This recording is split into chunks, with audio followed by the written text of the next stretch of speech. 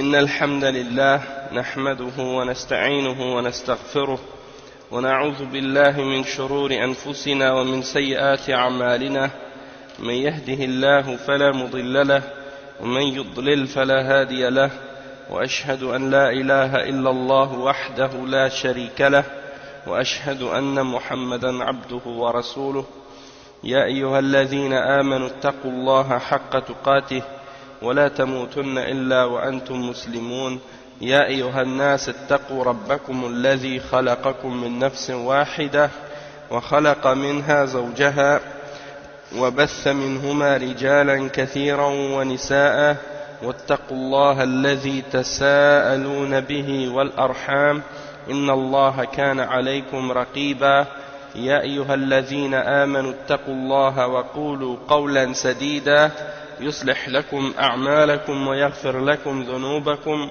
ومن يطع الله ورسوله فقد فاز فوزا عظيما أما بعد وإن خير الكلام كلام الله وخير الهدي هدي محمد صلى الله عليه وسلم وإن شر الأمور محدثاتها وكل محدثة بدعة وكل بدعة ضلالة وكل ضلالة في النار أما بعد. Donc aujourd'hui on est dans le cours numéro 7 dans l'explication de la parole de l'imam Ibn Sirin. Inna hadha al-ilma din fanzuru amman ta'khuzuna dinakum.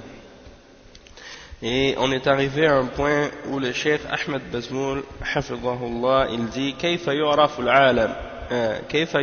al-alim, comment on peut connaître ou reconnaître le savant, comment on peut savoir qui est le savant. الشيخ الدي السبيل إلى معرفة العالم بسؤال أهل العلم في وقته عنه والمشهورين من فقهاء عصره ويعول على ما يخبرونه من أمره وأن يشتهر بطلب العلم.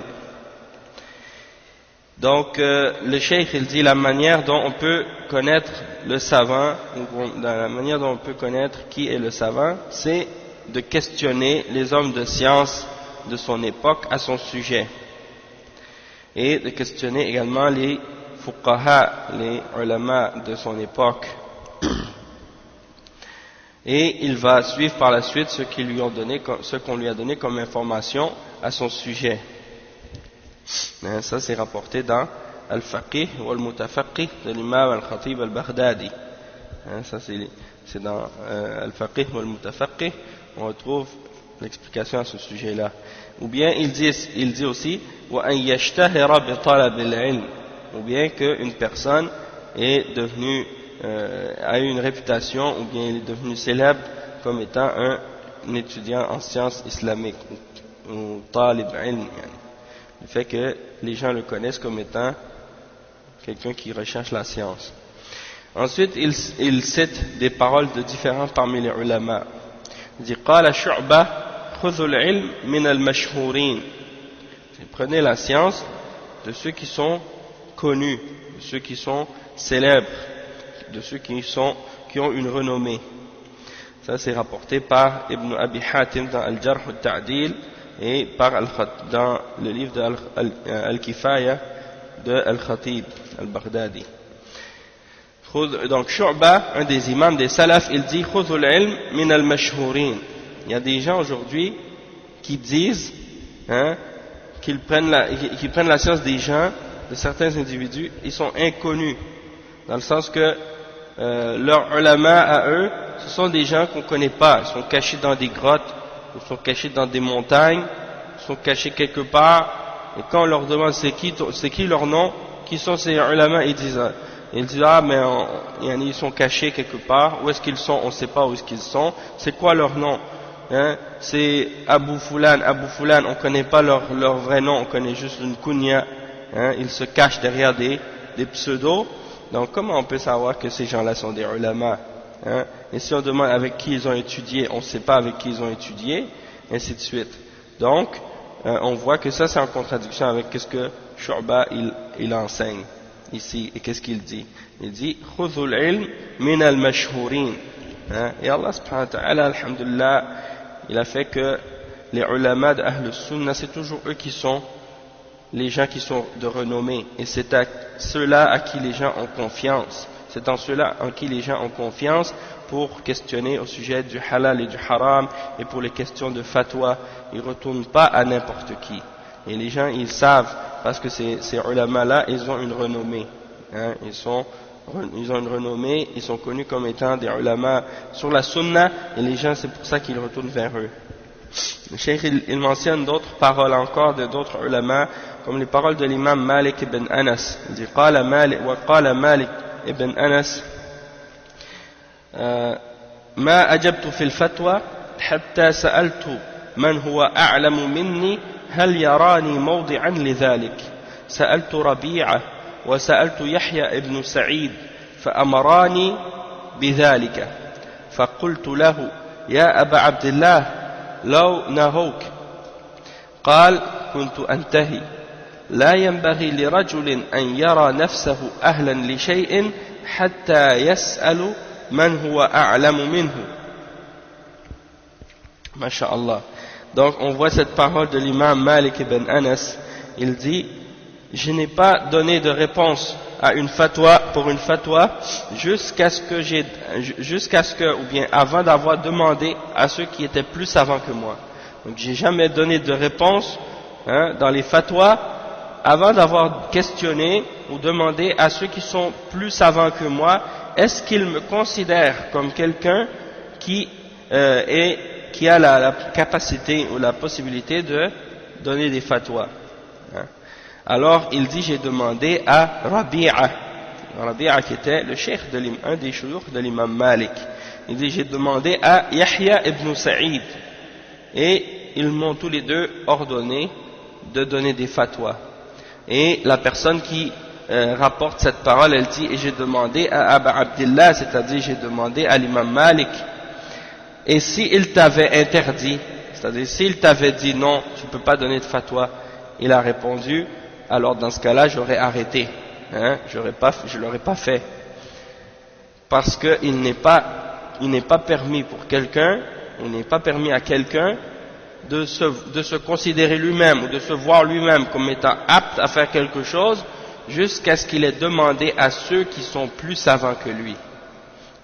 Et ça c'est rapporté dans Hilyatul Awliya de Abu Na'im et dans Al-Madkhal de l'imam Al-Bayhaqi, Al-Madkhal ila Sunan al-Kubra. Donc on voit l'attitude des ulama, ils retournent à ceux qui sont plus savants qu'eux pour leur demander, est-ce que je suis apte à faire des fatwas, est-ce que je peux donner des fatwas, est-ce que je suis prêt pour faire ça? Ils ne vont pas eux-mêmes décider ou se mettre dans la position de donner des fatwas aux gens et de répondre à leurs questions et des choses de ce genre dans les questions d'ijtihad ou dans les questions de halal et de haram ou des choses comme ça. Ça c'est les ulama qui décident. Mais à notre époque, Allah al-Musta'an, souvent qu'est-ce qui se passe, c'est que les gens ils se donnent la permission à eux-mêmes, et puis parfois qu'est-ce qui se passe aussi, ils se voient aptes à le faire sans retourner à des gens qui sont plus savants qu'eux pour savoir justement est-ce qu'ils ont les aptitudes pour le faire. قال علي بن الحسين ابن شقيق سمعت عبد الله ابن المبارك يقول متى يسع الرجل أن يفتي قال إذا كان عالما بالأثر بصيرا بالرأي. On a posé la question, il dit c'est Ali ibn al-Hussein ibn Shaqiq, il dit j'ai entendu Abdullah ibn al-Mubarak, on lui a posé la question, quand est-ce que quelqu'un est prêt pour donner des fatwas, ou quand est-ce que quelqu'un est permis de faire des fatwas? Il a répondu, lorsqu'il est savant dans al-athar, c'est-à-dire lorsqu'il est savant dans le hadith, dans la sunna, basiran bir-ra'i, c'est-à-dire basiran bir-ra'i, c'est-à-dire qu'il comprend, il a une compréhension, une connaissance des questions qui ont rapport avec l'ijtihad et le qiyas et la compréhension de la religion, la compréhension du Coran, la compréhension de la sunna et de tout ce qui a rapport avec ces choses-là. Donc ça ici c'est un exemple, comme on a expliqué dans les cours précédents, on parlait de la question du ra'i et le terme ar-ra'yu, qu'est-ce que ça veut dire, et on a expliqué que dans les paroles des salafs, on retrouve certaines paroles qui critiquent ar-ra'yu et qui condamnent ar-ra'yu, et quand ils le condamnent, c'est dans le sens des bid'a et dans le sens de faire passer les opinions ou la raison au devant du Coran et de la Sunna, et de prendre la raison comme une base et de mettre le Coran et la Sunna en arrière.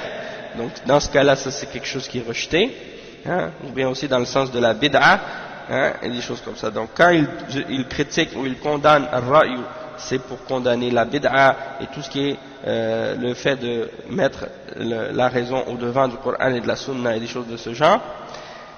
Mais des fois dans d'autres citations on voit qu'ils font l'éloge du ra'yu et ils disent même que, comme on le voit ici, que c'est une condition pour que quelqu'un puisse donner des fatwas. Ça c'est dans le sens qu'on est en train de parler de ar-ra'yu, qui est en fait la compréhension de la religion, et l'ijtihad et le qiyas qui est en accord avec les conditions du Coran et de la Sunna et du manhaj des salaf.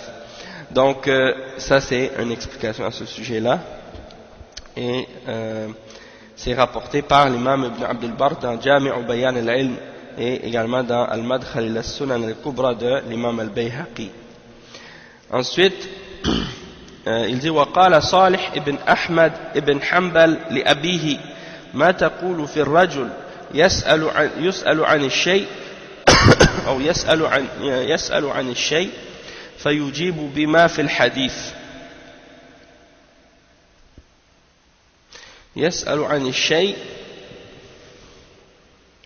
فيجيب بما في الحديث وليس بعالم بالفتيا. قال ينبغي للرجل إذا حمل نفسه على الفتيا أن يكون عالما بالسنن، عالما بوجوه القرآن، عالما بالأسانيد الصحيحة، وإنما جاء خلاف من خالف لقلة معرفتهم بما جاء عن النبي صلى الله عليه وسلم في السنة وقلة معرفتهم بصحيحها من سقيمها. Donc ici on a un autre exemple, ça c'est rapporté dans Al-Faqih ou Al-Mutafaqih, dans le livre de l'imam Al-Khatib Al-Baghdadi.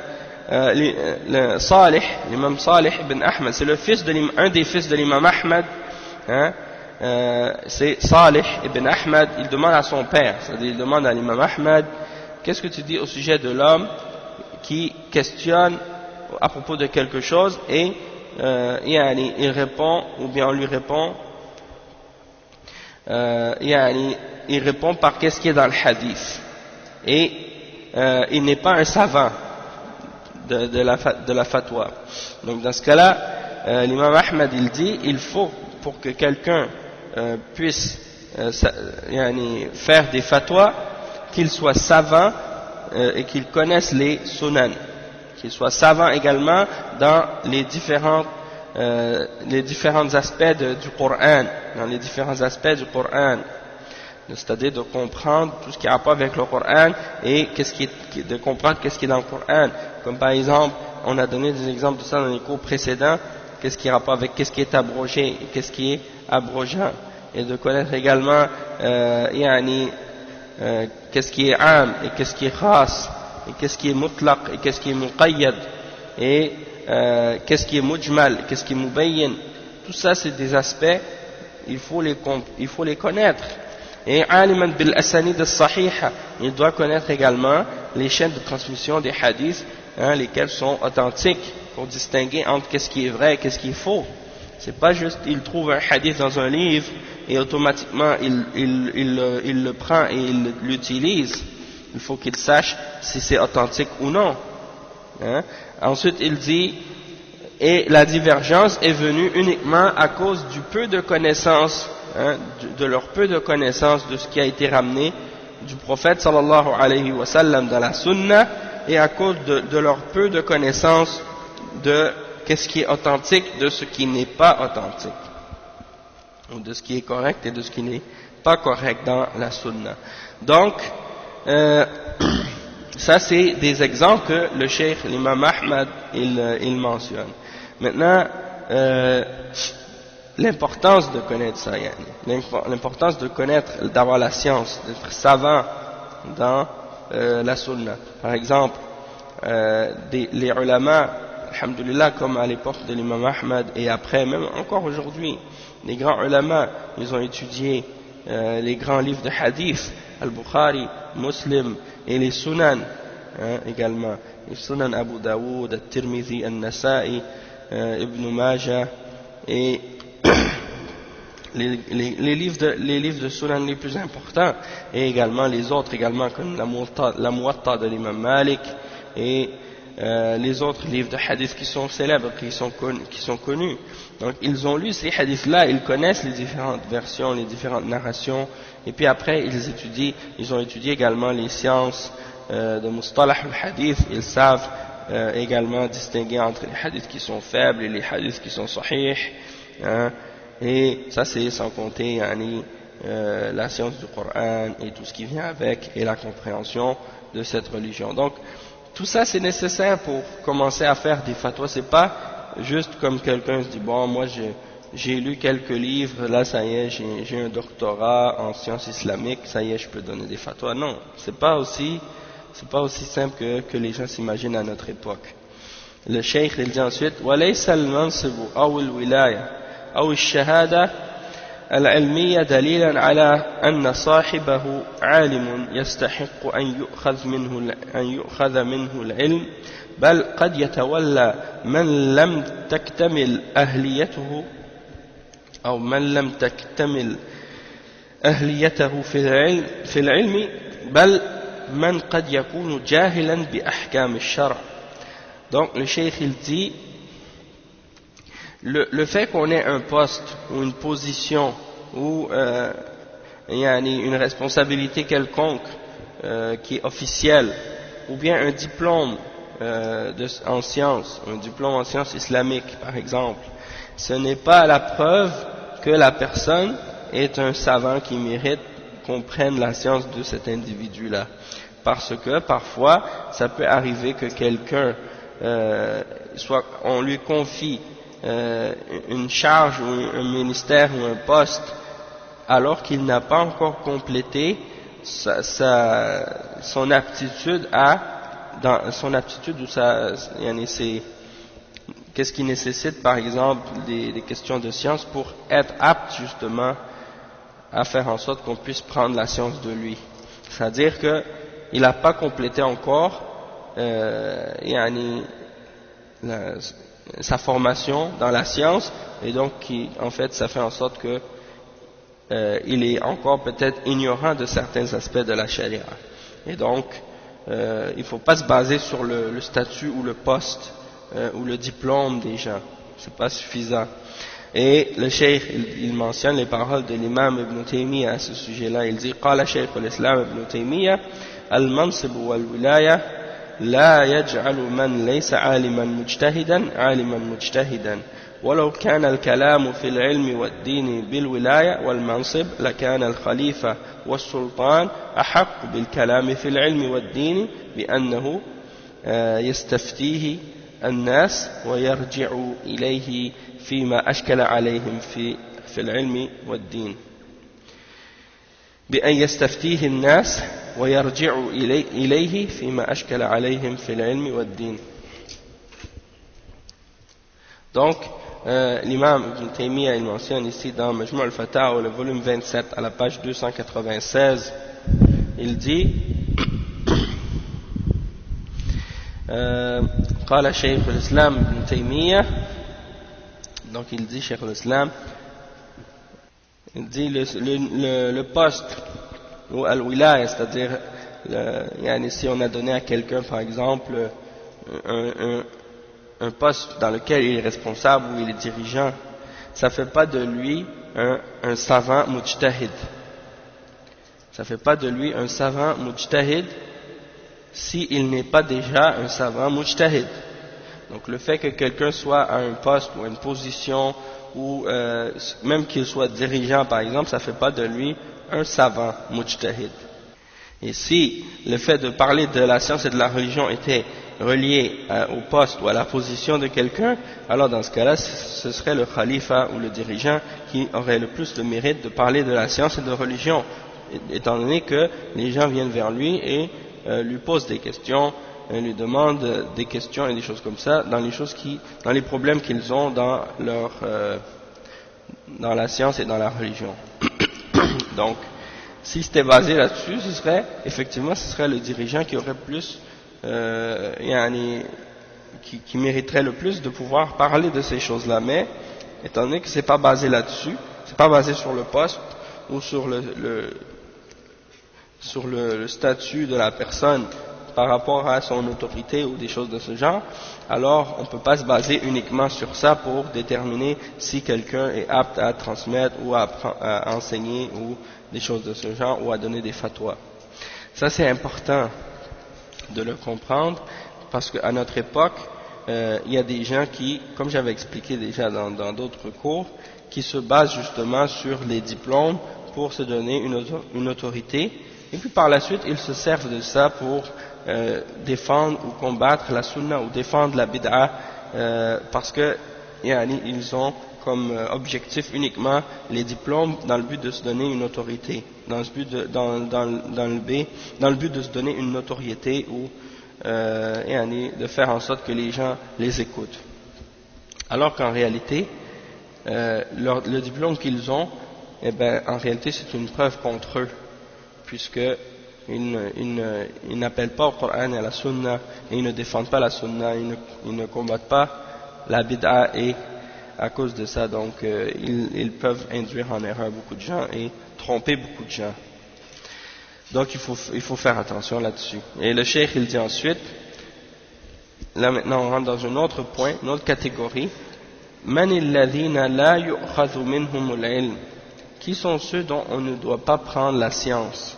Ceux de qui on ne doit pas prendre la science. Donc ça c'est une partie très importante dans le livre et on va voir que le cheikh il énumère beaucoup de différentes catégories de qui on ne doit pas prendre la science et vous allez voir que il y a beaucoup de catégories d'individus ou de personnes de qui on ne doit pas prendre la science.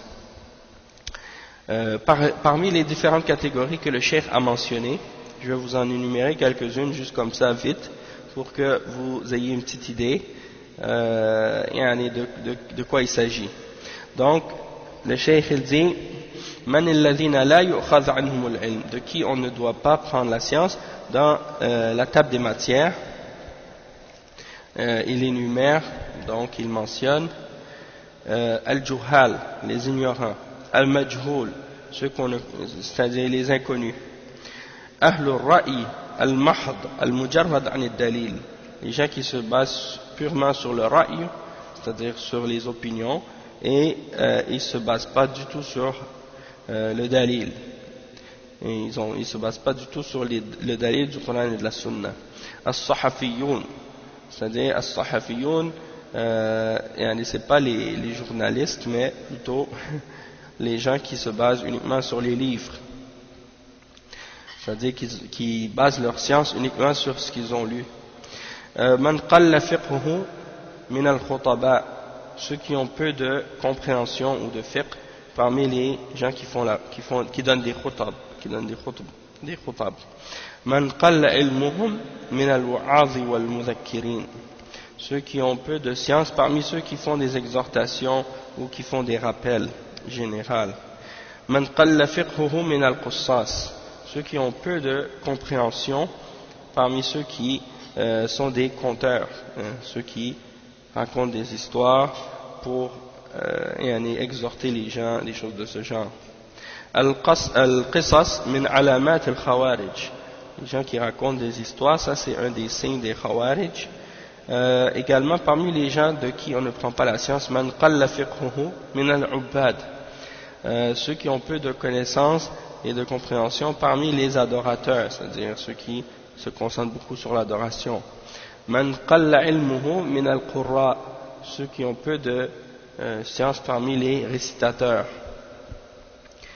wa ahlul ahwa'i wal bid'a, également les gens de passion et de bid'a.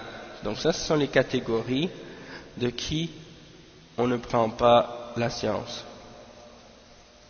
Et là, on va les expliquer un par un, avec des détails maintenant. Donc le cheikh, il explique en détail, il dit Man alladhina la yu'khadhu minhumul ilm, qui sont ceux de qui on ne doit pas prendre la science. An-nazaru fi halil mutasaddirin. Donc là maintenant, qu'est-ce qu'on va lire à partir dans cette partie-là, c'est des choses qui vont être bénéfiques pour nous, hein, surtout nous les musulmans qui sont en Occident, qui sommes en Occident, qui vivons dans les pays non musulmans, et on est entouré de toutes sortes d'individus qui parlent de la religion, qui enseignent la religion. Et parfois c'est des groupes, et c'est des organisations, ou bien c'est des individus. Donc on peut se baser sur les paroles des ulama qu'ils nous mentionnent et sur les conseils aussi qu'ils donnent pour essayer de faire en sorte qu'on prenne la science des gens qui, Inch'Allah, vont nous faire avancer dans notre religion sur la sunna et sur la voie des salafs, et qui vont nous protéger justement et nous éloigner des fitan et des shubuhat, hein, qui sont propagés partout maintenant à notre époque. Et il ne faut pas prendre ce sujet-là à la légère, car c'est très très important, puisque c'est notre avenir c'est notre dunya et notre akhira qui est en jeu, comme on dit. Hein. Et si quelqu'un doit étudier dans la dunya, dans un domaine quelconque, il va essayer de trouver la meilleure école, et là où il y a les meilleurs professeurs, là où il y a la meilleure réputation, hein, et si des parents ont des enfants, justement, parfois ils essaient de les envoyer à la meilleure école pour justement faire en sorte qu'ils aient la meilleure formation possible. Donc si c'est le cas pour les questions de dunya, alors pour les questions de din, c'est encore plus important. Il y a des gens qui ont envoyé leurs enfants dans des écoles des soufiyas, il y en a des gens qui ont envoyé leurs écoles, il y a des gens qui ont envoyé leurs enfants dans des écoles, des groupes, de différents groupes de bid'ah, et puis par la suite, justement, ça les a complètement déroutés, ça les a complètement éloignés de la sunna par la suite. Hein? Donc il faut faire attention. Il y a des écoles de tahfiz Qur'an, les gens qui sont responsables de ces écoles de tahfiz, ce sont des gens qui ne sont pas sur la sunna. Et donc ils enseignent aux enfants le Coran, mais en même temps ils enseignent aux enfants aussi leurs idéologies et leurs pensées et leurs croyances. Et donc il faut faire attention, parce que ce sont souvent des gens de bid'ah, hein, ce sont des fois des gens de bid'ah. Il y a des écoles, c'est des écoles, par exemple les écoles des soufiyines en Syrie, ou bien dans d'autres pays également, et les gens qui vont étudier dans ces écoles-là, ils apprennent ensuite la aqidah des asha'ira, ou bien dans d'autres pays, ils vont apprendre la aqidah des maturidiyya, et la aqidah des soufiyya aussi, et ils vont leur enseigner toutes sortes de bid'a aussi, en plus de leur enseigner le Coran. Et donc après ils sortent de ces écoles-là, ils sont complètement mélangés par la suite. Donc il faut faire attention, c'est pas juste de vouloir apprendre, mais il faut voir de qui on apprend et où est-ce qu'on va apprendre aussi. Donc on va commencer. Donc le cheikh il dit النظر في حال المتصدرين لإفادة الناس ينتج منه التمييز بين من يؤخذ منه العلم ومن لا يؤخذ منه العلم. قال ابن سيرين لم يكونوا يسألون عن الإسناد فلما وقعت الفتنة قالوا سموا لنا رجالكم فينظر إلى أهل السنة فيؤخذ حديثهم وينظر إلى أهل البدع فلا يؤخذ حديثهم. Donc le cheikh il dit donc que le fait d'analyser ou de vérifier l'état de ceux qui se mettent de l'avant pour faire profiter aux gens dans la religion, ça amène comme conséquence qu'on va être capable par la suite, ou bien on va pouvoir distinguer entre les gens de qui on prend la science et les gens de qui on ne prend pas la science. Donc ça vient comme résultat de ce que l'imam Muhammad ibn Sirin il dit dans cette parole, fanzuru an man ta'khuduna dinakum, vérifiez et regardez de qui vous prenez votre religion. Et il cite les paroles de l'imam ibn Sirin, encore une fois, comme on l'a mentionné déjà depuis le début du livre, plusieurs fois déjà. L'imam ibn Sirin a dit, auparavant il ne demandait pas au sujet de l'isnad. Et lorsque la fitna a commencé, alors les gens ont dit, mentionnez-nous vos hommes. Et ils regardent, si ce sont s'ils sont de Ahl Sunnah, ils prennent leur hadith, puis ils vérifient, et s'ils sont des gens de Bid'a, et ils ne prennent pas leur hadith. Et ça c'est la preuve que l'isnad et la vérification des chaînes de transmission, ça a commencé à une époque très très tôt. Ça a commencé très tôt. Donc, alhamdulillah, et le cheikh il dit, وقد ادعى العلم بعض الدخلاء وتصدر لإفادة الناس بعض أهل البدع والأهواء واعتلى منبر الدعوة من هو أحوج إلى العلم والدعوة من غيره من الجهلاء فحذر السلف الصالح منهم ولا يزال أهل العلم والإيمان الذين اتبعوا السلف الصالح بإحسان ينفرون الناس منهم وشددوا في الأخذ عنهم لعظم خطرهم على المجتمع المسلم وما ينتج عنه من الضلال والانحراف عن الصراط المستقيم. Donc le cheikh il dit que il y a des gens maintenant qui ont prétendu posséder de la science alors que ce sont des intrus dans le domaine de la science, ils ne sont pas à leur place du tout, et certains se sont mis de l'avant pour faire profiter aux gens, alors qu'ils sont des gens de bid'a et des gens de passion. Donc certains des gens de bid'a, ils se sont mis de l'avant pour parler de religion, pour se placer comme des gens qui veulent faire profiter aux gens, alors que ce sont des gens de bid'a. Et d'autres sont montés sur le minbar de la da'wa, alors que ce sont eux qui ont plus besoin, ils ont plus besoin de science et de da'wa que d'autres parmi eux qui sont ignorants. Ils ont plus besoin de da'wa que certains d'entre les ignorants. Donc les salaf as-salih, ils ont mis en garde contre ce genre de personnes. Et il dit que les hommes de science et de foi qui ont suivi les salaf as-salih de la meilleure manière ont toujours fait fuir les gens de ce genre d'individus, et ils ont fait ça de manière très sérieuse, très sévère aussi, à cause du grave danger et du grand danger que ces gens-là peuvent représenter pour la société musulmane, et ce que ça peut amener comme conséquence dans l'égarement et dans la déviation du droit chemin. ويمكن أن نرجع أسباب من لا يؤخذ عنه العلم إلى سببين رئيسيين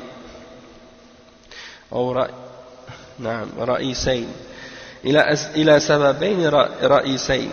السبب الأول الجهل، والسبب الثاني مخالفة الحق لشهوة أو لشبهة.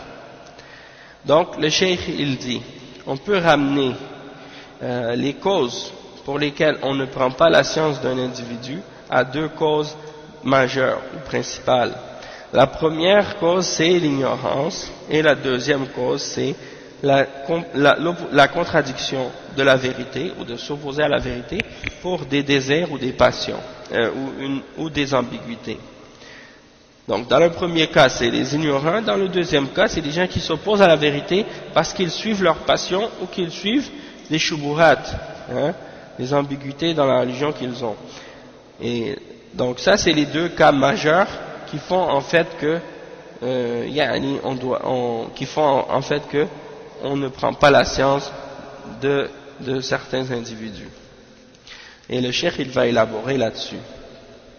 قال سفيان الثوري العلماء الثلاثة عالم بالله يخشى الله ليس بعالم بأمر الله عالم بالله عالم بأمر الله يخشى الله فذاك العالم الكامل وعالم بأمر الله ليس عالم بالله لا يخشى الله فذلك العالم الفاجر. Donc ça c'est une parole qui est rapportée par l'imam Ad-Darimi dans As-Sunan et par Ibn Abi Hatim dans Al-Jarh Al-Ta'dil. Donc c'est les paroles de Sufyan al-Thawri, un des imams parmi les salafs. Il dit que les ulama sont de 3 catégories. Un savant qui connaît Allah et qui craint Allah, mais il ne connaît pas l'ordre d'Allah. Un savant qui connaît, ça c'est la première catégorie. Il connaît Allah et il craint Allah, mais il ne connaît pas l'ordre d'Allah, c'est-à-dire qu'il ne connaît pas la charia d'Allah. Hein? Comme les soufis par exemple. La deuxième catégorie, alimun billah, alimun bi amrillah, yakhsha Allah. Fathak al-alim al-kamil. Il connaît Allah, il connaît l'ordre d'Allah, et il craint Allah. Celui-là c'est le savant complet, parfait. Et le troisième cas, c'est celui qui connaît l'ordre d'Allah, qui connaît la charia, il connaît l'islam, la charia d'Allah, mais il ne connaît pas Allah et il ne craint pas Allah. Alors ça c'est le savant pervers, hein, le savant pervers ou le savant pécheur. Le Cheikh il dit قال الإمام أحمد بن حنبل إنما جاء خلاف من خالف لقلة معرفتهم بما جاء عن النبي صلى الله عليه وسلم في السنة وقلة معرفتهم بصحيحها من سقيمها. Ça c'est rapporté par Al-Khatib, on l'a mentionné tout à l'heure, c'est les paroles de l'imam Ahmad quand il a répondu à son fils ou bien à un des personnes qui lui ont posé la question au sujet de qui peut faire des fatwas. Il a dit la divergence elle est venue uniquement de celui qui a divergé à cause du peu de connaissances qu'il a de ce qui est venu de la part du prophète Muhammad sallallahu alayhi wa sallam dans la sunna et du peu de connaissances qu'il a de ce qui est authentique de ce qui n'est pas authentique dans la sunna. Ensuite le cheikh Bazmoul hafizahullah il cite les paroles de l'imam شيخ الإسلام ابن تيمية يقول وعلى كل مسلم أن ينظر فيما أمر الله به ورسوله فيفعله وما نهى الله عنه ورسوله فيتركه فهذا هو طريق الله وسبيله ودينه الصراط المستقيم ودينه الصراط المستقيم صراط الذين أنعمت عليه صراط الذين أنعم الله عليهم من النبيين والصديقين والشهداء والصالحين فمن دعا إلى العلم دون العمل المأمور به كان مضلا ومن دعا إلى العمل دون العلم كان مضلا وأضل منهما من سلك في العلم طريق أهل البدع فيتبع أمورا تخالف الكتاب والسنة يظنها علوما وهي جهالات. Donc, ça c'est une parole qui est mentionnée par Cheikh al-Islam ibn Taymiyyah dans Majmu' al-Fatawa, le volume 11 à la page 26 jusqu'à la page 27. Il dit, tout musulman doit vérifier donc ou regarder dans l'ordre d'Allah subhanahu wa ta'ala et l'ordre du messager sallallahu alayhi wa sallam, et ce qu'il trouve dans l'ordre d'Allah et de son messager, il le fait. Et ce qui est interdit par Allah et par son messager, il le laisse. Ça c'est le chemin d'Allah et sa voie et sa religion, le droit chemin, le chemin de ceux sur qui Allah a mis sa grâce parmi les prophètes, les véridiques, les martyrs et les pieux, les vertueux. Celui donc qui a appelé à la science sans les actions qui sont ordonnées ou qui sont commandées de faire, alors il est un égareur, c'est quelqu'un qui égare les gens, parce qu'il appelle à la science sans la pratique. Et celui qui appelle à la pratique sans la science, également c'est quelqu'un qui égare. Et encore plus égaré que ces deux-là, c'est celui qui a pris le chemin de la science par la voie des gens de bid'a. Il a cherché la voie de la science par la voie des gens de bid'a. Et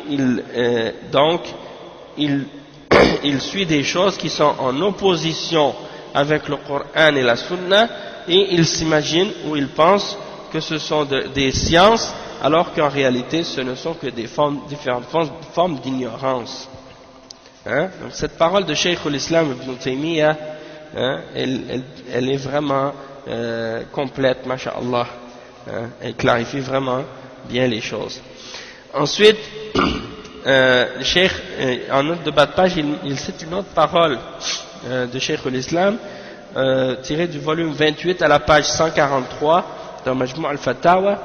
Il dit: Asbab al-dalal wal-ghay al-bid'u fi ad-din wal-fujur fi ad-dunya wa hiya mushtarakatun ta'ummu bani adam lima fihim min al-zulm wal-jahli. Il dit: les causes de l'égarement et de la déviation sont les innovations dans la religion et la perversité dans la dunya. Et elles sont ce sont deux choses communes qui sont générales chez les fils d'Adam à cause de ce qu'ils ont en eux-mêmes comme injustice et ignorance. Donc, maintenant qu'il a expliqué ces points-là, ça c'est une introduction générale par rapport au fait que on ne doit pas prendre la science des ignorants et on ne doit pas prendre la science des gens qui suivent leur passion et qui suivent leur désir. Maintenant, le cheikh, il mentionne des catégories, une par une, avec les explications de chacune de ces catégories-là. Donc, la première catégorie qu'il a mentionnée, al-juhal. فَمِمَّنْ لَا يُؤْخَذُ عَنْهُ الْعِلْمِ الْجُهَالِ. Donc, de ceux de qui on ne prend pas la science, ce sont en premier les ignorants. Et il commence en citant le hadith qui est rapporté selon Abdullah ibn Amr ibn al-As, on l'a cité plusieurs fois, on va le mentionner, on va le lire encore une fois. قال سمعت رسول الله صلى الله عليه وسلم يقول إن الله لا يقبض العلم انتزاعا ينتزعه من الناس ولكن يقبض العلم بقبض العلماء حتى إذا لم يترك عالما اتخذ الناس رؤوسا جهالا فسئلوا فأفتوا بغير علم فضلوا وأضلوا. Donc ça c'est le hadith qui est rapporté par Al-Bukhari et Muslim. Et il dit, Abdullah ibn Amr ibn al-As, il dit: j'ai entendu le messager sallallahu alayhi wa sallam qui disait que Allah n'enlève pas la science en l'arrachant des gens, mais il prend la science par la mort des ulama, jusqu'à ce qu'il ne reste plus de savants. Les gens prennent pour leur tête, pour leur chef, des ignorants, et ils leur posent des questions, ils sont questionnés. Alors ils répondent, ils font des fatwas sans science, et ils s'égarent eux-mêmes, et ils égarent les autres avec eux. Et le cheikh il dit: قال الخطابي قد أعلم رسول الله صلى الله عليه وسلم أن آفة العلم ذهاب أهله وانتحال الجهال ترأسهم على الناس باسمه وحذر الناس أن يقتدروا بمن كان من أهل هذه الصفة وأخبر أنهم ضلال مضلون. Donc le cheikh il mentionne ici il mentionne les paroles de l'imam al-Khattabi dans son livre Al-Uzla. Il dit: et le messager d'Allah sallallahu alayhi wa sallam, dans cette parole, dans ce hadith, il nous fait savoir que le problème de la science, ou le manque de la science va venir du fait que les hommes de science vont partir et que les ignorants vont se faire passer pour eux. Les ignorants vont venir en imposteurs pour se faire passer pour des savants et se mettre à la tête des hommes en son nom. Et il a averti les gens de ne pas prendre cette catégorie de personnes, ou les gens qui ont cette caractéristique-là, comme des exemples, de ne pas les prendre comme des modèles ou des exemples. Et le prophète sallallahu alayhi wa sallam nous a informé également que ce sont des égarés et des égareurs. Donc ça c'est des annonces pour des avertissements que le prophète sallallahu alayhi wa sallam nous a donnés, et en particulier à notre époque, ça on est en train de le vivre, on est en train de le voir, ces choses-là. Donc on a déjà été averti et mis en garde par le messager d'Allah sallallahu alayhi wa sallam. Tout ce qui se passe aujourd'hui, de ceux qui sont mis de l'avant parfois, en particulier en Occident, comme étant des exemples ou des gens qui parlent de la religion, des orateurs, des bons orateurs et tout, parfois ce ne sont pas nécessairement des savants et les gens ne savent pas toujours comment distinguer entre les ulama et les orateurs. Alors ils mélangent les deux. Le cheikh il dit al-muradu bil jahil kullu man takallama fi dinillahi bila ilmin walau kana yuhsinu al-ibara walau kana yudarrisu walau kana yu'allifu al-kutub walau kana khatiban mufawwahan. Donc le cheikh explique ici, Cheikh Bazmoul, il dit qu'est-ce qu'on veut dire par l'ignorant? C'est donc toute personne qui parle de la religion d'Allah sans science, même si c'est quelqu'un qui s'exprime très très bien, même si c'est quelqu'un qui enseigne, même si c'est quelqu'un qui écrit des livres, même si c'est quelqu'un qui est un orateur, qui s'exprime très très bien, qui a le don de la parole, ça c'est des ignorants en réalité, même si ils s'expriment bien ou qu'ils écrivent des livres. Il y a des gens comme ça aujourd'hui. Allah al-Musta'an, et qu'Allah nous préserve de ça, de ces gens-là. Ils parlent de la religion, mais ils n'ont pas d'ilm, et ils écrivent des livres, et ils font des discours, et ils sont des bons orateurs, mais pourtant pas de science. Qu'Allah nous préserve de ça. Et le cheikh dit وَيَدْخُلُ فِي الْجَاهِلِ مَنْ كَثُرَ خَطَأُهُ ala sawabihi. Également parmi les ignorants, on peut faire rentrer également parmi les ignorants ceux dont les erreurs sont plus nombreux que leur position correcte. Qu'est-ce qu'ils ont de correct? Eh bien, ils ont plus d'erreurs que de position correcte ou de position vraie. Et il mentionne des paroles des ulama à ce sujet-là. قال ابن عبد البر روى مالك بن أنس عن سعيد بن المسيب بلغه عنه أنه كان يقول ليس من عالم ولا شريف ولا ذي فضل إلا وفيه عيب ولكن من كان فضله أكثر من نقصه ذهب نقصه لفضله كما أنه من غلب عليه نقصانه ذهب فضله. Donc le cheikh il mentionne ici les paroles de l'imam Ibn Abd al-Barr. Il dit que Malik ibn Anas a rapporté selon Saïd ibn al-Musayyib qu'on lui a dit qu'il disait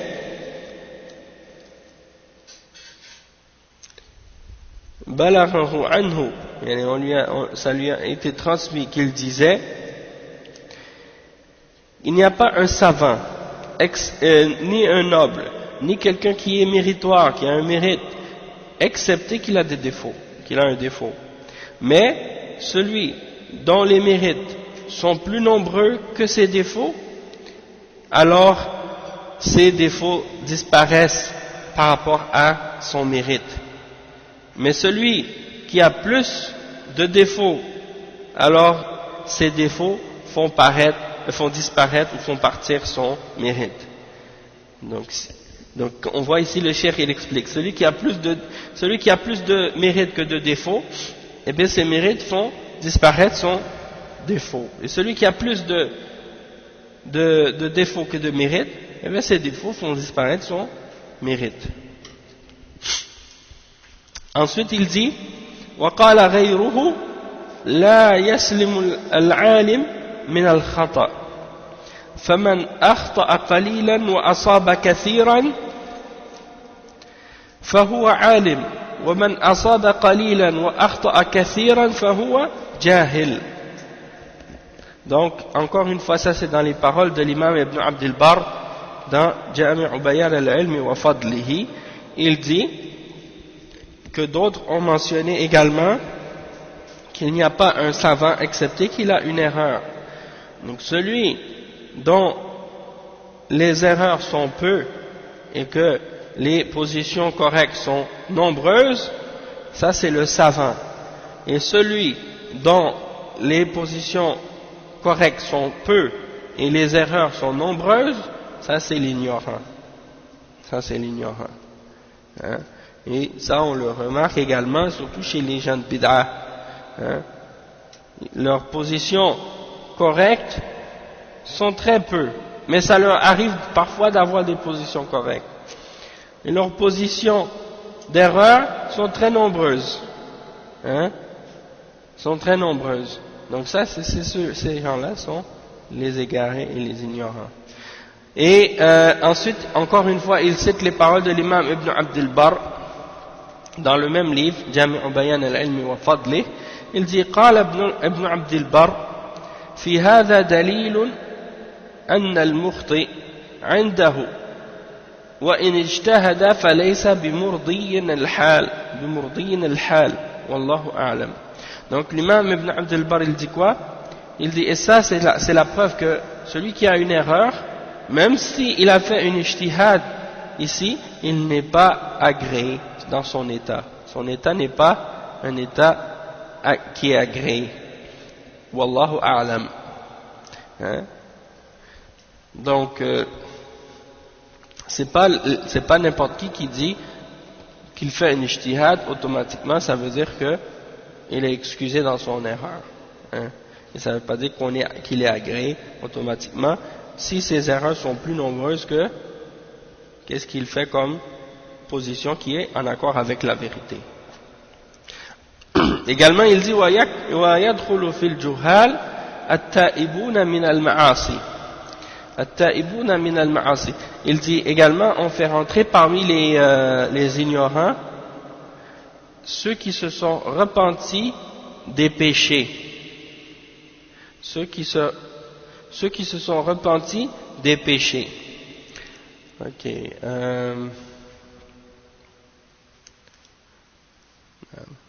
Donc ceux qui se sont repentis des péchés, probablement qu'est-ce qu'il veut dire Cheikh Bazmoul ici? Il parle de ceux qui viennent de se repentir d'un péché. Hein? Et qui commencent à parler de religion. Des fois on a cette nouvelle catégorie-là de prêcheurs, des gens qui faisaient des péchés et qui viennent de se repentir, et puis les gens des fois ils les présentent comme des gens pour parler pour la da'wah, hein? Alors que ce sont des gens qui viennent de se repentir de certains péchés. Et Allah al-Musta'an, on a cette catégorie-là, on en a vu dans les pays arabes, des femmes par exemple qui étaient des actrices, ok, et puis qui faisaient des films, puis là tout d'un coup elles ont commencé à porter le hijab, elles ont fait le tawbah, et là ils l'apprennent pour faire des conférences, pour parler de l'islam, ainsi de suite. Ils l'invitent dans des émissions de télévision pour répondre à des questions ou parler de motivation, de religion, etc. Donc ça c'est, des fois c'est des exemples.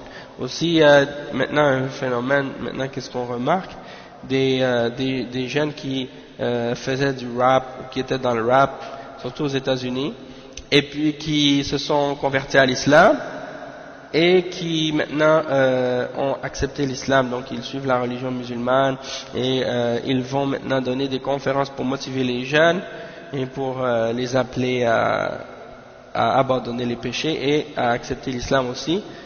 Hein? Et parfois, qu'est-ce qui se passe des fois, c'est que ils mentionnent des péchés qu'ils faisaient préalablement à leur conversion, quand ils étaient dans le rap.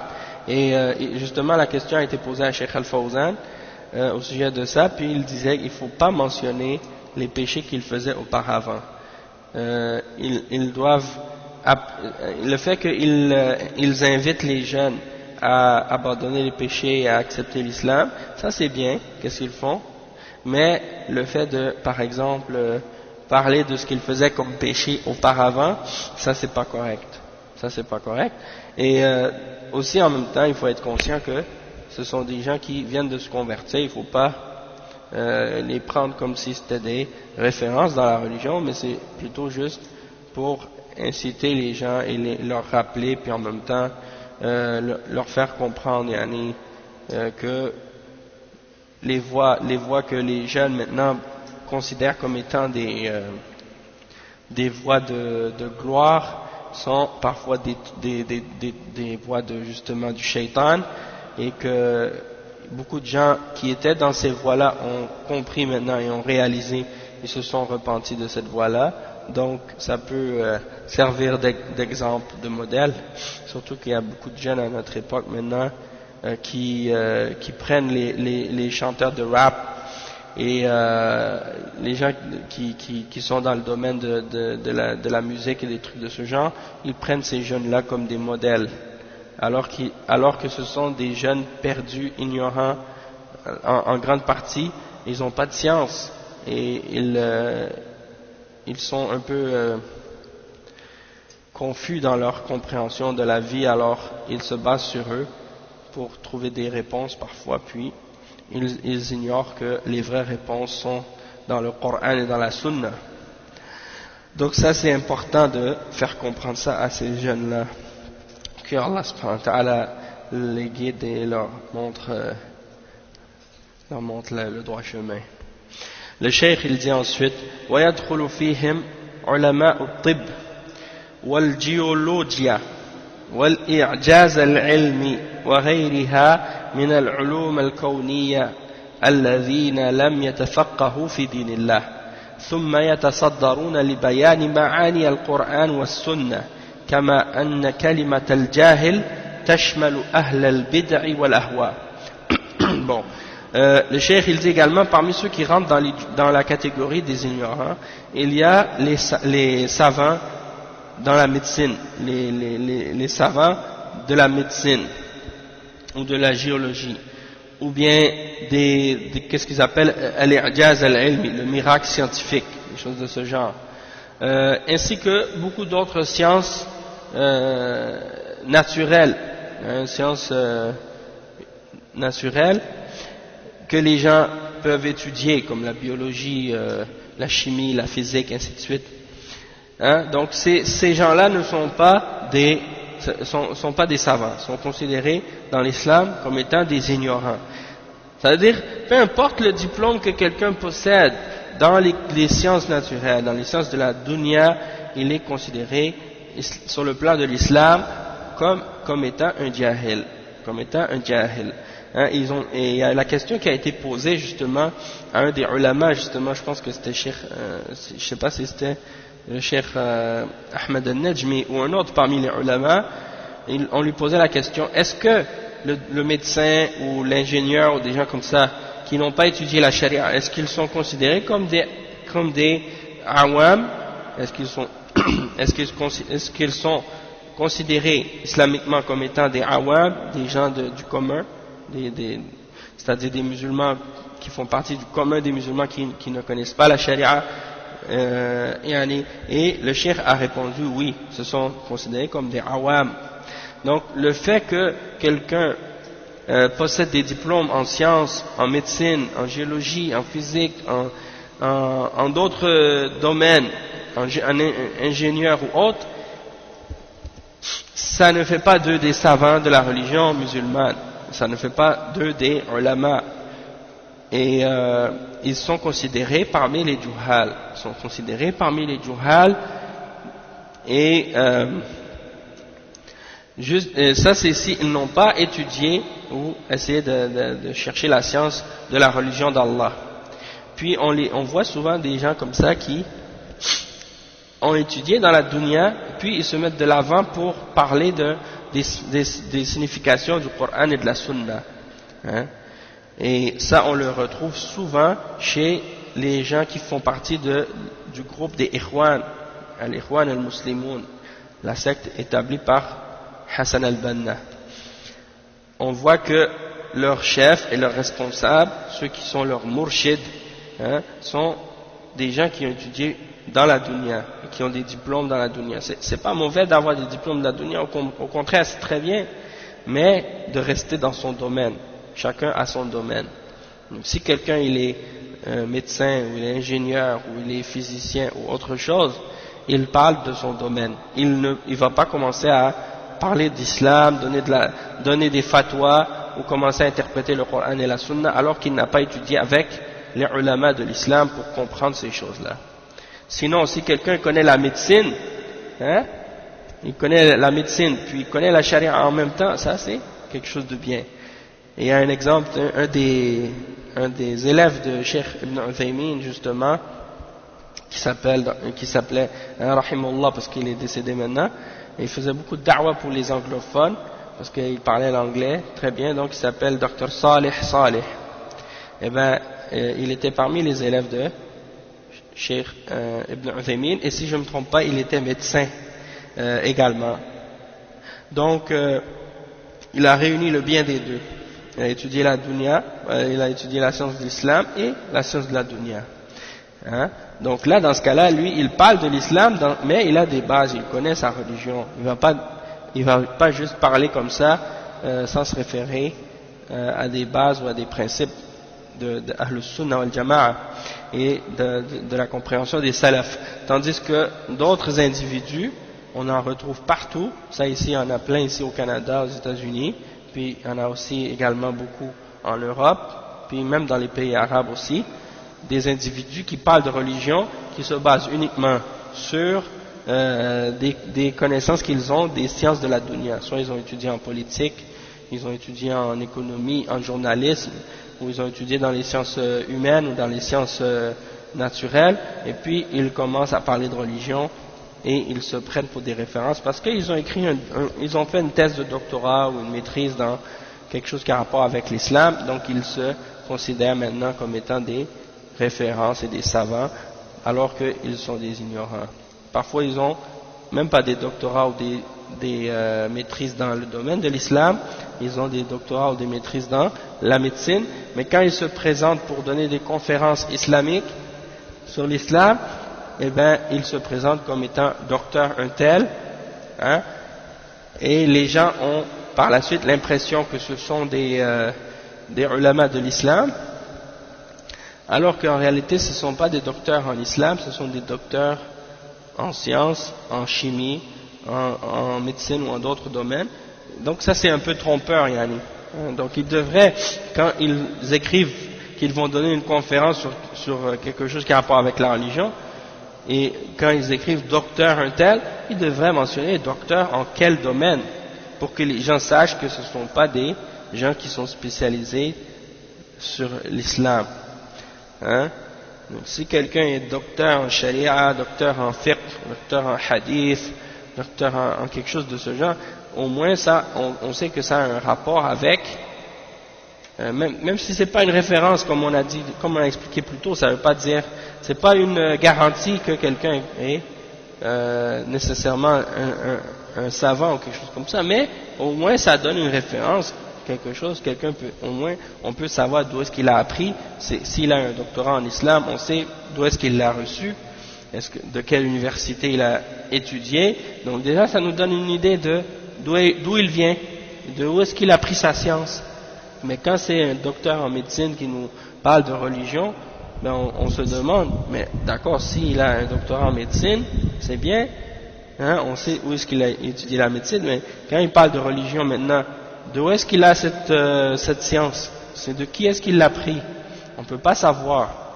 Donc c'est important de mentionner, d'être honnête avec les gens, de ne pas leur cacher des choses, surtout dans des choses pareilles.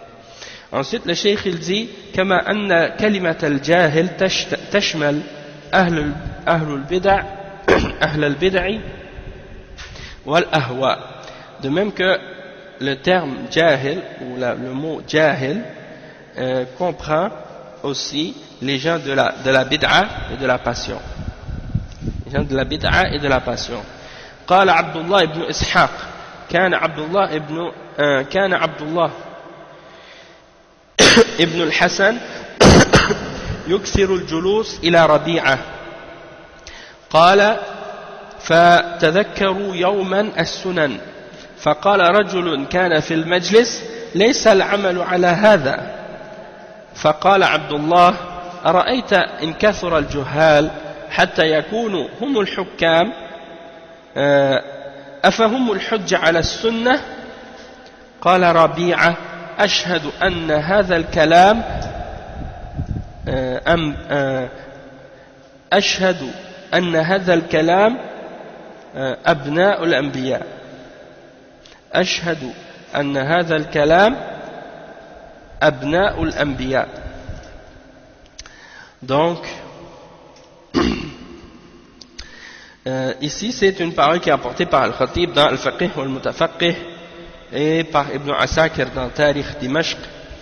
C'est une parole qui il dit, c'est Abdullah ibn Ishaq, il dit j'étais avec Abdullah ibn al-Hassan, et Abdullah ibn al-Hassan il s'assoyait souvent avec ou bien il dit plutôt Abdullah ibn al-Hassan il s'assoyait souvent avec Rabi'a. Rabi'a c'est le cheikh de l'imam Malik, on l'a expliqué tout à l'heure. Donc ils étaient assis, donc Abdullah ibn al-Hassan était assis avec Rabi'a et il se mentionnait, donc il se rappelait les sunan. Un jour ils étaient assis et ils se mentionnaient les différents hadiths. Puis il y a un homme qui était assis là et il a dit oui mais aujourd'hui c'est pas ça que les gens font, ou bien c'est pas ça qu'on applique aujourd'hui. En entendant certains des hadiths, il dit les gens font pas ça aujourd'hui, ou c'est pas sur ça qu'on se base aujourd'hui pour pratiquer telle ou telle chose. Alors qu'est-ce qu'il a dit Abdullah? Il a dit voyez-vous, si les ignorants deviennent plus nombreux jusqu'à ce que ce soit eux qui deviennent les juges, est-ce que ce sont eux qui vont être la preuve sur la sunna? Est-ce que ce sera eux qui seront la référence ou la preuve au-dessus de la sunna? Et Rabi'a, il a dit à ce moment-là, je témoigne que cette parole c'est le fils des prophètes, que cette parole c'est le petit-fils des prophètes, hein, probablement donc du fait que c'était Abdullah ibn al-Hassan, peut-être c'était Al-Hassan, le fils un des petits-fils de Al-Hassan, un des petits-fils du prophète sallallahu alayhi wa sallam, qui disait ça en voulant dire que c'est une parole qui ressemble beaucoup à la parole des prophètes. Ensuite il dit وقد اشتد نكير النبي صلى الله عليه وسلم على من تكلم بلا علم وأوضح أن علاج الجهل التعلم عن طريق السؤال فقال ألا سألوا إذا لم يعلموا فإنما شفاء العي السؤال. Ça c'est un hadith qui est rapporté par Abu Daoud à Sunan et il est déclaré par Sheikh Al-Albani comme étant Sahih Hassan li ghayrihi dans Sahih Sunan Abi Daoud. Donc c'est un hadith, en fait ce hadith le cheikh il dit que le prophète sallallahu alayhi wa sallam a vraiment condamné ou dénoncé les gens qui parlent sans science, et il a clarifié que le remède de l'ignorance c'était l'apprentissage par la voie de la question, c'est-à-dire de questionner. Lorsqu'on a pas su quelque chose ou lorsqu'on ne sait pas quelque chose, on demande la réponse à quelqu'un qui a la science. Et il a mentionné donc une partie du hadith du prophète sallallahu alayhi wa sallam qui dit pourquoi n'ont-ils pas demandé lorsqu'ils ne savaient pas, et le remède de l'ignorance c'est la question, le fait de questionner. Et ça c'est un hadith justement qui est très fort dans ce sens-là, puisque c'est l'histoire d'un homme c'est le hadith d'un homme qui avait une blessure à la tête, et puis cette blessure à la tête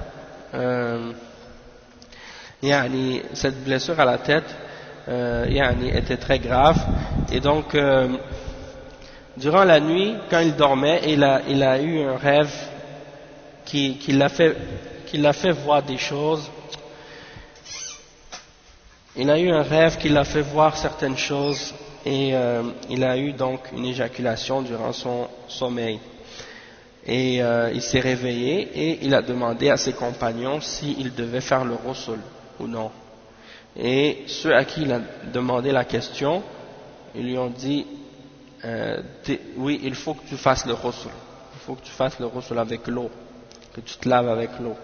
Donc qu'est-ce qui est arrivé? C'est que la personne a fait le ghusl et puis il est mort à cause de ça. Donc le prophète sallallahu alayhi wa sallam était en colère. Par la suite il a dit que ce sont eux qui l'avaient tué, et ensuite il a dit pourquoi ils n'ont pas demandé lorsqu'ils ne savaient pas, au lieu de répondre sans connaissance. Et il a dit le remède de l'ignorance c'est la question, c'est le fait de questionner. Ensuite donc ça nous montre le danger de parler de la religion sans connaissance. Et ensuite il mentionne ici les paroles de Muawiyah. Il dit قال معاوية رضي الله عنه إنه بلغني أن رجالا منكم يتحدثون أحاديث ليست في كتاب الله ولا تؤثر عن رسول الله صلى الله عليه وسلم فأولئك جهالكم فإياكم والأماني التي تضل أهلها. Donc ça c'est une parole qui est rapportée par Al-Bukhari dans As-Sahih, et cette parole c'est une parole de Muawiyah radiyallahu anhu. Il a dit il m'est parvenu que des hommes parmi vous mentionnent des hadiths qui ne sont ni dans le livre d'Allah et qui ne sont pas transmises du messager sallallahu alayhi wa sallam. Ils mentionnent des hadiths qui ne se retrouvent ni dans le Coran, dans le livre d'Allah, et qui ne sont pas dans les paroles du prophète sallallahu alayhi wa sallam. Alors ceux-là sont vos ignorants, sont les ignorants parmi vous. Alors prenez garde, vous faites attention aux espoirs qui égarent ces gens qui ont ces espoirs-là. Ces faux espoirs. Et le cheikh il dit قال الذهبي لا تقوى إلا بعمل ولا عمل إلا بترو من العلم والاتباع ولا ينفع ذلك إلا بالإخلاص ولا يقال فلان تارك للمعاصي بنور الفقه إذ المعاصي يفتقر اجتنابها إلى معرفتها ويكون الترك خوفا من الله لا ليمدح بتركها فمن داوم على هذه الوصية فقد فاز. Donc ça c'est une parole qui est rapportée dans Siyar al-A'lam al-Nubala. L'imam al-Dhahabi il dit il n'y a pas de taqwa excepté par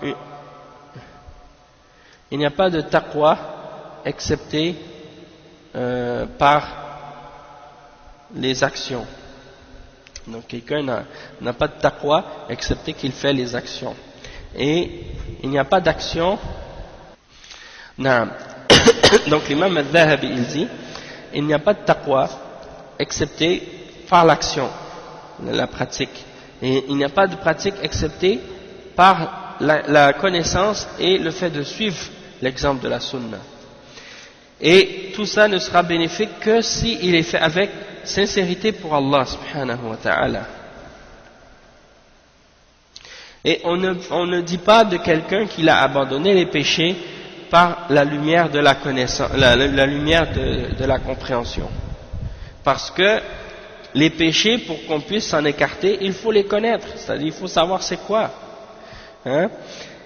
Et il dit, et donc la façon dont on abandonne les péchés, ça doit être par crainte d'Allah et non pas pour que on se fasse glorifier pour l'avoir abandonné ou pour l'avoir laissé. Donc, quiconque garde ce conseil, alors il a eu le succès. Donc, ici l'imam al-Dhahabi il explique, il dit si tu veux le taqwa, il faut faire les actions. Si tu fais les actions, il faut que ces actions-là soient basées sur de la science et il faut qu'elles soient en accord avec la sunna. Et tout ça ne sera pas bénéfique excepté si c'est fait avec sincérité, uniquement pour plaire à Allah subhanahu wa ta'ala, avec ikhlas. Et on ne dit pas d'un individu qu'il a abandonné les péchés juste par une lumière de la connaissance ou de la compréhension. Nour al-Fiqh.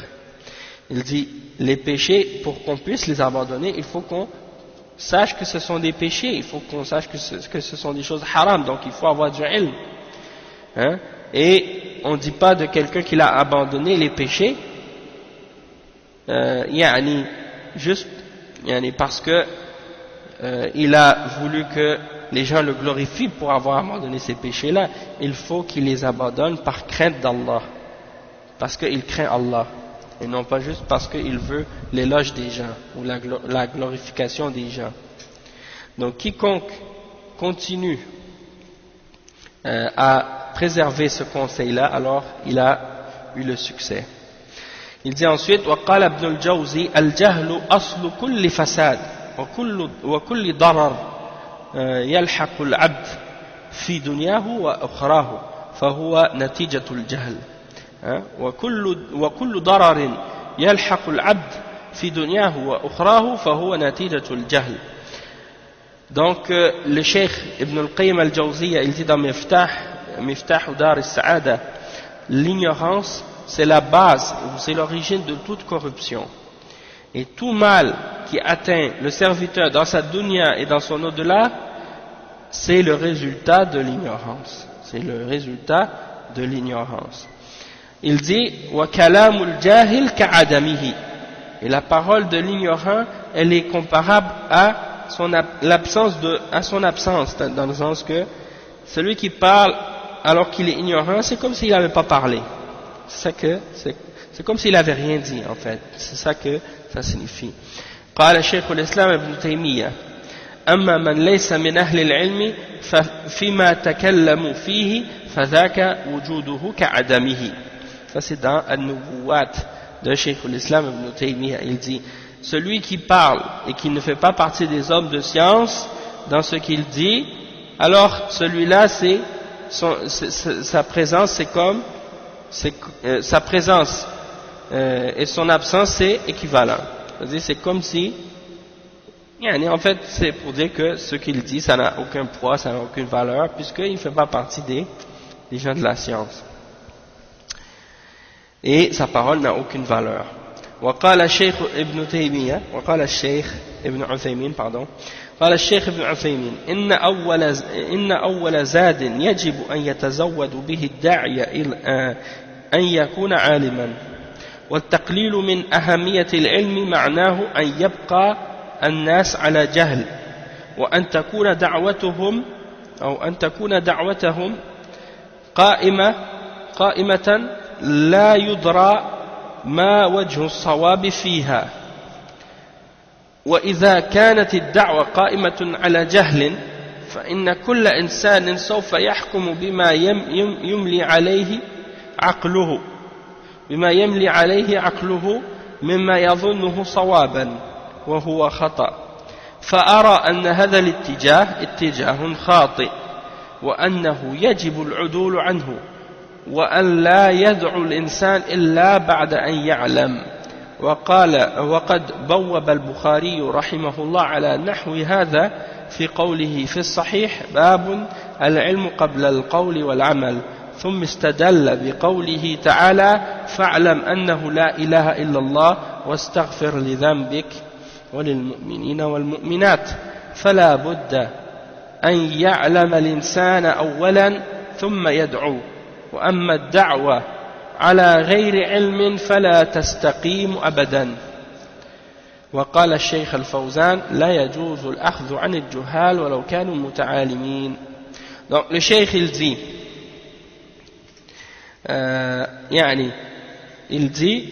Cheikh Ibn Uthaymin il dit que la première provision du da'iya ça doit être la science.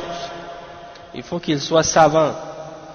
Et de diminuer de l'importance de la science, ça signifie que les gens vont rester dans l'ignorance. Si on diminue l'importance de la science, on dit aux gens non, la science c'est pas important, ça veut dire que les gens vont rester ignorants, vont rester sur l'ignorance. Et leur da'wa va être aveugle elle va pas être basée sur quelque chose qui est clair. On va pas être capable de savoir qu'est-ce qui est correct dans cette da'wa, qu'est-ce qui est vrai, qu'est-ce qui est pas vrai. وَإِذَا كَانَتِ الدَّعْوَةُ, et si la da'wa elle est basée sur l'ignorance, alors dans ce cas-là, qu'est-ce qui va arriver? C'est que chaque individu va juger selon ce que sa raison lui montre comme étant, ou par rapport à qu'est-ce qu'il pense que ça va être la vérité, ou qu'est-ce qui est correct. Hein, chacun va se baser sur sa raison pour déterminer ce qu'il pense être correct. Et ça, c'est une erreur. Hein? Le cheikh, il dit donc, je vois que cette orientation ou cette voie, cette direction-là, elle est erronée, elle est incorrecte. Et il parle de ce qui a été mentionné dans la question qu'on lui a posée à ce sujet-là. Hein? Quand on lui a posé la question, il y a des du'at aujourd'hui, ils donnent l'importance uniquement à la da'wa à Allah et à la fraternité et à s'aimer dans la foi en Allah. Et ils se concentrent uniquement là-dessus, ils ne se concentrent pas sur le fait d'apprendre la science, d'avoir le fiqh dans les questions de la religion, dans l'aqidah, et d'assister aux assises et aux cours de sciences, aux durus de sciences islamiques. Donc qu'est-ce que vous dites à ce sujet-là? Et tout ce qu'on vient de donner comme réponse de la parole de Cheikh Ibn Uthaymin, c'est en réponse à cette question-là. Les gens qui se basent, ils disent l'important c'est la da'wa et l'important c'est la fraternité, l'amour en Allah, et ainsi de suite, puis qui négligent ou qui dénigrent la science. Donc ça c'est pas la bonne voie. Le cheikh il dit c'est une voie incorrecte et il faut s'en détourner, et la personne qui fait la da'wa, elle doit uniquement faire la da'wa après avoir appris, après avoir eu la science. Et Cheikh il mentionne ensuite les paroles de l'imam al-Bukhari. Il dit que l'imam al-Bukhari a mis comme chapitre dans son sahih, le chapitre la science vient avant la parole et l'action. Et ensuite il s'est basé sur un verset dans le Coran dans lequel Allah subhanahu wa ta'ala dit: sache que rien ne mérite d'être adoré excepté Allah, et demande pardon pour ton péché, pour les croyants et pour les croyantes. Et il mentionne, ça c'est le verset 19 dans Surat Muhammad. Donc il dit donc il faut absolument que la personne en premier elle ait la science avant, et après elle fait la da'wa, elle invite les gens. Mais de faire la da'wa sans science, ça ne peut pas être correct, ça ne peut jamais être correct. Et il mentionne ensuite les paroles du Cheikh Al-Fawzan, Salih Al-Fawzan, dans son livre de fatwa qui s'appelle Al-Ajwibatul Mufida. La parole de Cheikh Ibn Uthaymin, elle est tirée de As-Sahwatul Islamiyya, Dawabit wa Tawjihat. Et les paroles de Cheikh Al-Fawzan dans Al-Ajwibatul Mufida, Cheikh Al-Fawzan il dit: il n'est pas permis aux ignorants, il n'est pas permis de prendre la science des ignorants, même s'ils sont des gens qui prétendent avoir la science, hein, même si ce sont des gens qui prétendent à être cultivés ou avoir de la science. Donc on va s'arrêter ici pour aujourd'hui. Donc on a expliqué la première catégorie des gens de qui on ne prend pas la science. Demain on va faire la deuxième catégorie, al-majhoul. Al-majhoul, c'est-à-dire les gens qui sont inconnus. On ne prend pas de la science. Donc on va s'arrêter ici, Inch'Allah. Subhanakallahumma wa bihamdik, ashhadu an la ilaha illa ant, astaghfiruka wa atubu ilayh. Barakallahu fikum wa jazakumullahu khayran. Wassalamu alaykum wa rahmatullahi wa barakatuh.